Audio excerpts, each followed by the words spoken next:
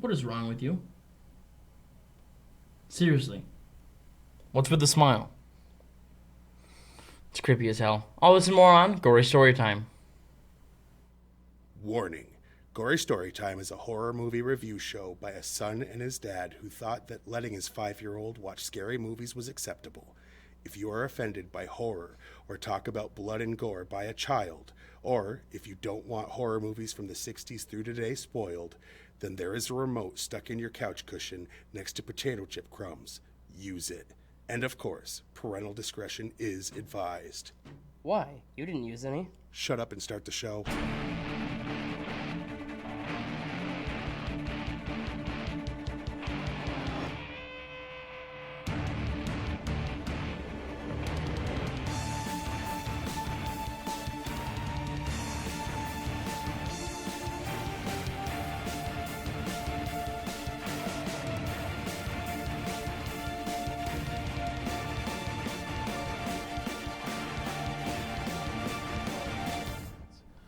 Welcome to Gory Storytime. I'm your host, Jason. I'm his co-host and his father, Craig. And this week, we don't have the poster up here, but things are a little different today. We have someone else doing the production or whatever, so... So if you don't like today's episode, it's Eamon's fault. Sure, blame me. I love being able to blame others, because... Yeah. Or maybe we just suck. Anyway. No. This week we're going to do our fourth and final in our series of 4 movies from last year that we watched towards the end of last year, basically, while we already had specific movies to watch for the show, so we haven't gotten around to them. So far we did what was the first one we had done? We did Terrifier 2. Terrifier 2, then X, Pearl, and now Smile. Yes. All right. Let's see. Smile, to give a basic premise. If you've ever seen It Follows, which we've also reviewed, it's very similar, where it's a creature that attaches itself from one person to the next, and it'll kill you once it's attached to you. And you've basically, the only person that survived has to get it to go after someone else. And there's very specific ways to do that.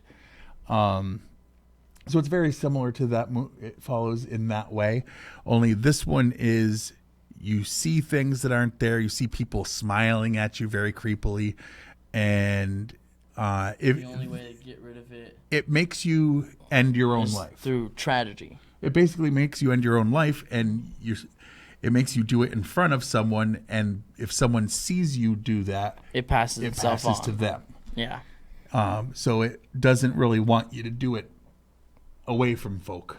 No, they want you as crowded of an area as possible. It's a very psychological horror. It's very creepy. And why don't we let them see the trailer so that they know just what we're talking about? Whoa.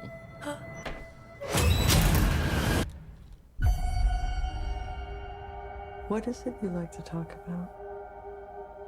My patient. Hi. I know you're nervous. I just want to have a chat. I'm seeing something no one else can see except for me. It's smiling at me. Oh my God!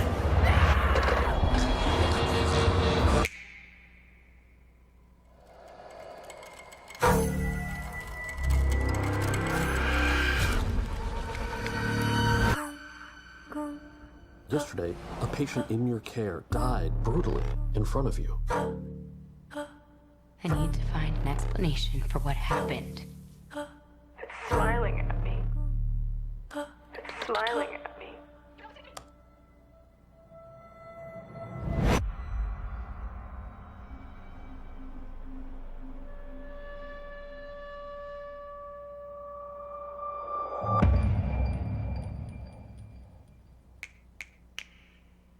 You're going to die! You're going to die! You're going to die! You're going to I found 20 cases involving 19 victims with a direct line linking them all together. You said only 19. Why is it that everybody else who's seen it is dead and you're alive? seen it too. You? How long between each victim's death? None of them survived longer than a week.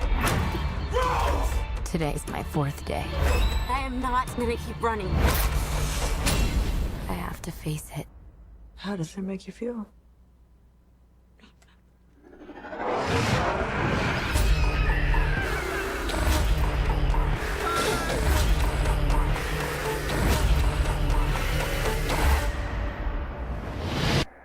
I'm just really scared that something bad is going to happen.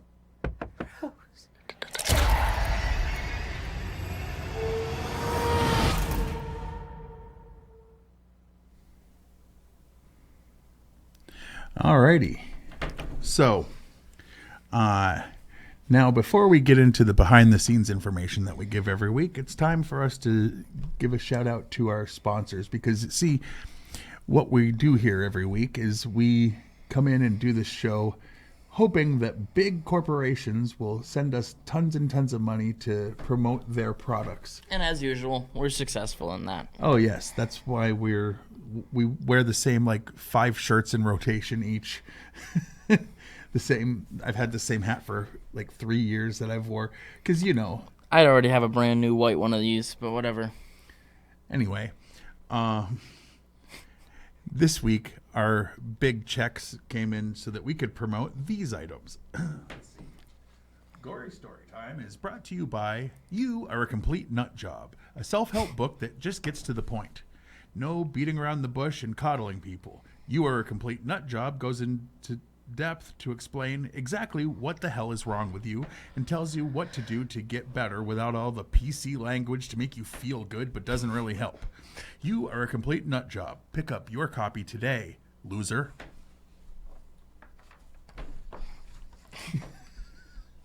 Gotta tell you, I want that book to sit on my shelf and never read. And by Great Grins, the complete system for a clean, fresh oral experience. Great Grins has everything you need for your oral pleasure. Our minty toothpaste. Hold up. I like it when they word ads like this. For your oral pleasure. All right. Our minty toothpaste, whitening strips, toothbrush, and breath freshening mouthwash will give you the satisfaction that no other brand can. Use Great Grins today, and you too can have the whitest teeth your loved ones have ever come across. Anyway, all right. So I'm proud of these. That's our big I payday. was already thinking I needed a new toothbrush.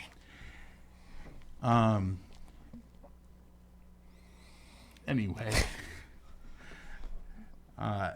let's get into the behind-the-scenes information. Unless there's anything else about the basic premise that you wanted to say first.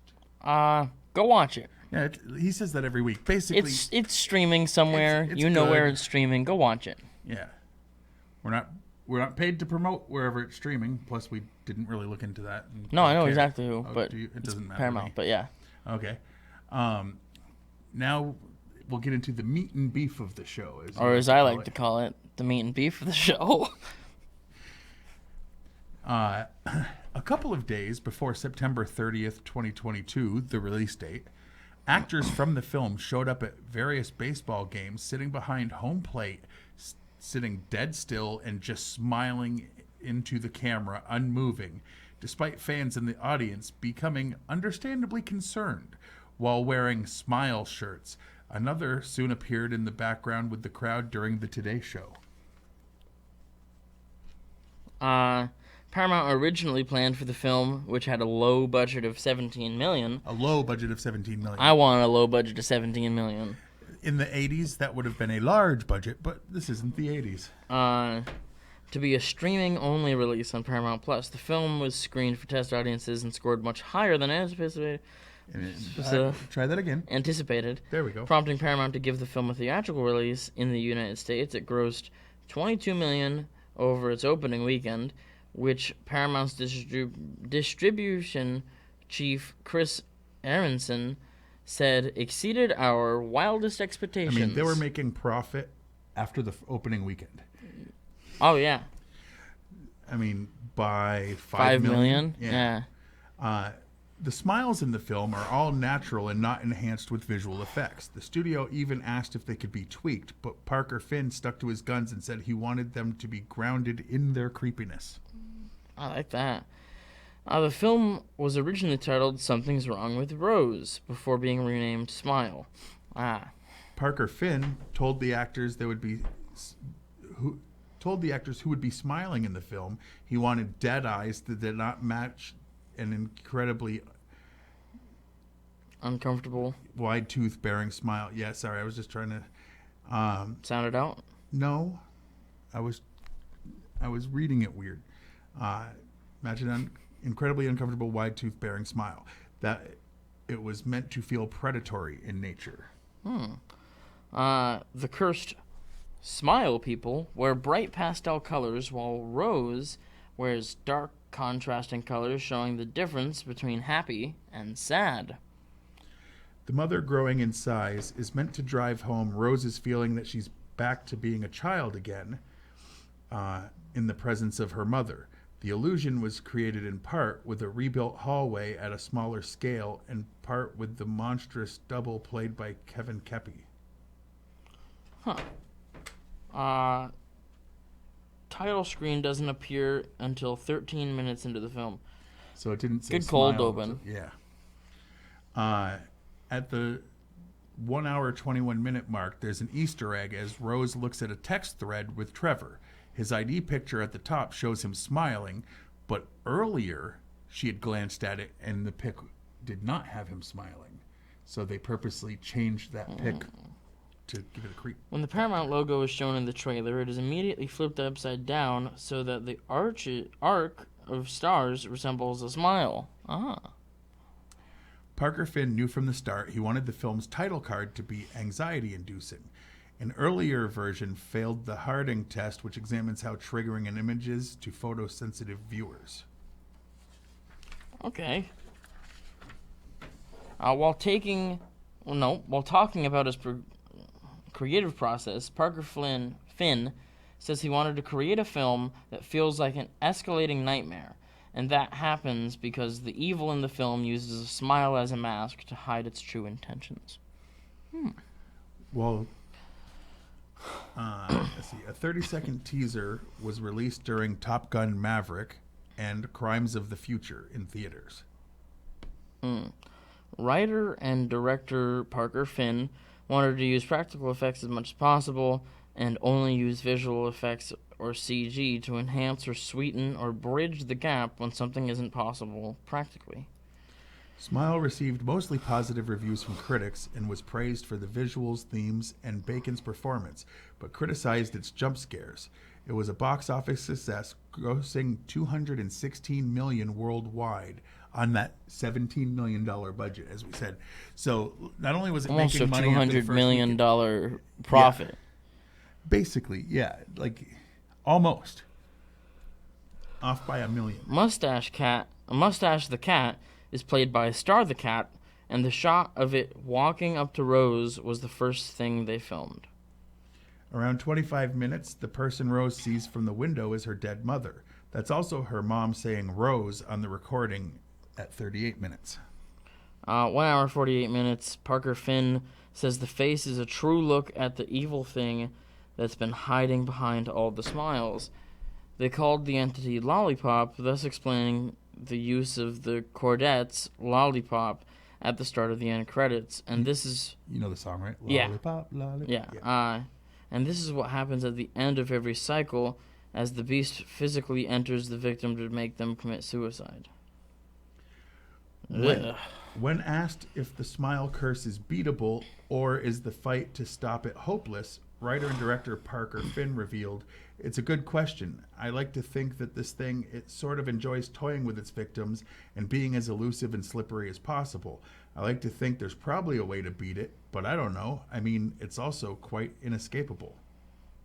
The film opened at number 1 domestically with a strong $22.6 million, but managed to play strongly through October and November, buoyed by solid reviews and word of mouth.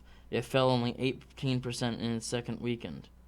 The best hold of any wide release in 2022, and the second best hold for a horror thriller film after Get Out. It stayed in the top 10 for over 2 months and crossed 100 million. I mean, it crossed 216. All right. Now here comes the part where it's all our opinion. Oh, wait, first, Yes. we'll talk about other people's opinions. Rotten Tomatoes is a website where they take all the critics across the country, or sometimes, I don't think they're all just American. I don't think so. And they take the reviews and they just boil it down to, was it positive, was it negative? And then they give you a percentage number of what percent were positive reviews. So when it says it's high or low, it's not saying that it's good or bad. It's saying more critics said it was positive if it's high, and less said it was positive if it was low. So when people get mad at the website, it's Rotten like, Tomatoes well, isn't bashing your movie. right. And I've heard interviews where people were like, Rotten Tomatoes said my movie was... Rotten No, Tomatoes didn't say anything. They said that the world consensus is... or the critics' consensus. Heck, I've seen videos of theirs talking about how sometimes they don't agree with the number. True. Also, they have a section where you as a person can sign up and you can register if you believe a movie is positive or negative, like is good or bad. And then they'll give that number. So we like to give both of those numbers. The critics have this movie at An 80%. That's true. And the people have it at 77, which is pretty close. Both well over passing. Both are well over passing because it's what, 64, 63? I don't know. I don't know. It's in the mid 60s is what they consider fresh. Below that, they consider rotten. Yes. I would say these might be a little low. Yeah. But we'll get to that later. Because this is a movie we definitely both liked, I like to do the harder one first. What did you like the least about this movie? All right.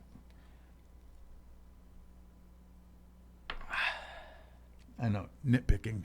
It always is. If we really like a movie and we have to come up with something for this, it's always something very... Her boyfriend.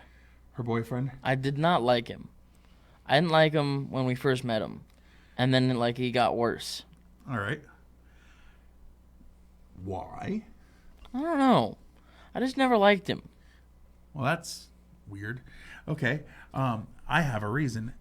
My thing is, I don't like the people around her because the main character is a therapist or a psychologist, whatever. Oh, yeah. And she saw someone go through what she's going through and commit suicide, which is why she's going through it. Right. The fact that she's trying to tell these people, no, whatever's going on is what's outside. Like, it's not within me. And you've known, like, the boyfriend and everybody else who knew her whole life is like, we just think you out of nowhere snapped went completely in her nuts. lunatic. And it doesn't make sense. Like, if you know her and you know her intelligence and you know the way she thinks, that should give her some sort of leeway where you go, okay, we should look into this, something's up. So that's why I didn't care for the boyfriend, but I didn't care for a lot of people because they all basically immediately turned on. I liked the Laura. The second she's like, there's a thing, everyone went, loser. Like, I liked Laura for her, like, 30 seconds. And I liked Rose. I get it. Now, what was your favorite scene or part of this movie? All right. So, she's at a birthday party. Right? That, spoiler alert. Watch this movie very spoiler before alert. you hear what he has to say. Go watch. Go. Come back. Go watch it. Absolutely. All right. So, she got her nephew a gift? Mm-hmm. All right. I think so. And she wrapped it up and brought it to the birthday party. And he opens it. And inside of that box where the toy would have been, it's a dead cat. It's her dead cat. Her dead cat she'd been looking for like a day or whatever is the gift she's giving to her nephew at his birthday party. And her sister flipped out on her, like, what did you do that for? And she's like, you really think I murdered my cat to give it to your son just to mess with him? Oh, yeah. And then That's why I hated all the people around, because it didn't fit her character. So the fact that her own sister was like, obviously that's what you were doing.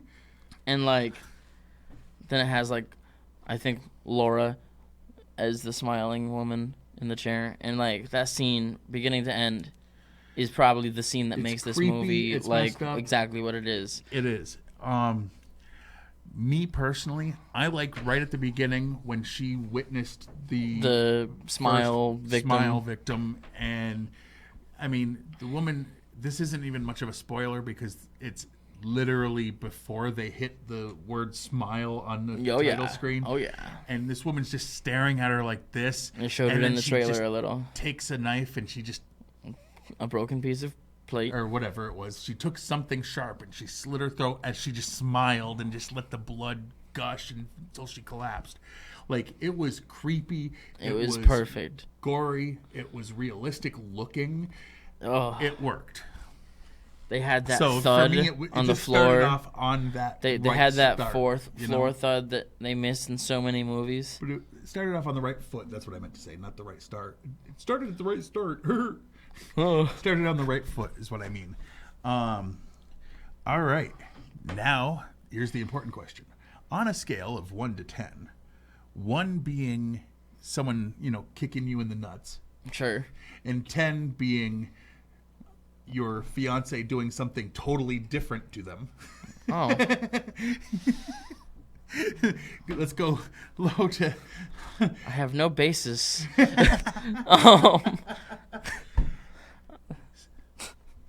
No comment. None. Not a 1. I'm giving this movie a 9.5. Very easy 9.5. I'm going 8.5, but that's because there were a couple of spots that dragged a little for me personally. But for the most part, I'm nitpicking. Like, the problem is I'm left wanting more, but there's nowhere to go. I'm pretty good with it the way it Like ended. I want to see more things that make me feel like I did watching this. I mean, you definitely feel uneasy and creepy, and I like that in a horror movie because most of the time we sit there and go, Yeah, we get it. This is good. Sure. like, even yeah. if we like it, we're not feeling it. This made you feel, I felt this. yeah. Like the scene in Terrifier 1 when the woman was cut with the Saw. Or Like- in Terrifier 2 where it was But, the bedroom with the like, bleach and the you salt, like I feel- said. You Like, feel. oh. This is kind of like something. that. You feel it. There's tension that I felt the whole time, and I really enjoyed it. A friend of yours called it mid, but that friend is mid. Oh, gotta send this to him. Of course.